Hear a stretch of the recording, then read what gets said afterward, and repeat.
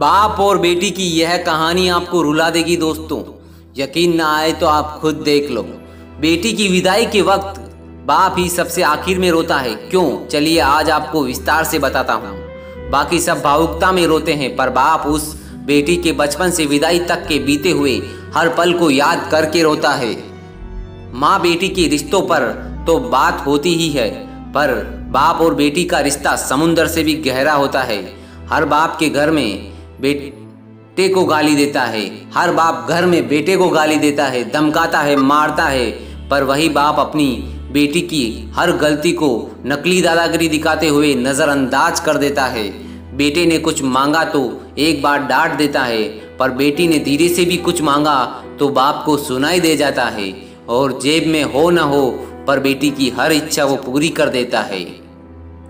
दुनिया उस बाप का सब कुछ लूट ले तो भी वो हार नहीं मानता, पर अपनी बेटी के लिए, बेटी के आंख के एक आंसू के लिए खुद अंदर से बिखर जाए उसे बाप कहते हैं। और बेटी भी जब घर में रहती है तो उसे हर बात में बाप का घमंड होता है।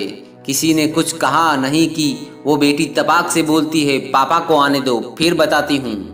बेटी घर में रहती है तो माँ के आंचल में है, पर बेटी की हिम्मत उसका बाप रहता है। बेटी की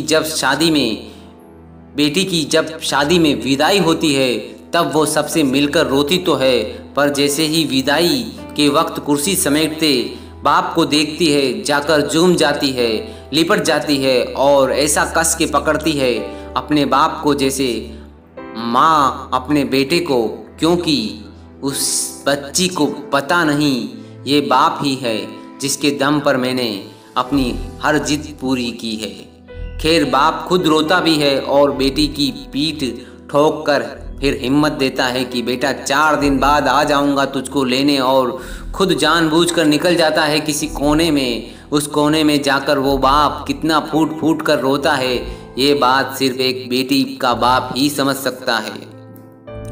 जब तक बाप जिंदा रहता है बेटी मायके में हक से आती है और घर में भी जिद कर लेती है, और कोई कुछ कहे तो डट के बोल देती है, मेरे बाप का घर है, मेरे बाप का घर है। आगे लिखने की हिम्मत नहीं है दोस्तों मुझ में, बस इतना ही कहना चाहता हूँ कि बाप के लिए बेटी उसकी ज़िंदगी होती है पर कभी बोलता नहीं, और बेटी के लिए बाप दुनिया की सबसे बड़ी हिम्मत और घमंड होता है, पर बेटी भी यह बात कभी किसी को बोलती नहीं है। बाप बेटी का रिश्ता समुंदर से भी गहरा होता है। सभी प्यारी बेटियों को उनके पापा को समर्पित यह कहानी, और कहानी कैसी लगी कमेंट में बताएं।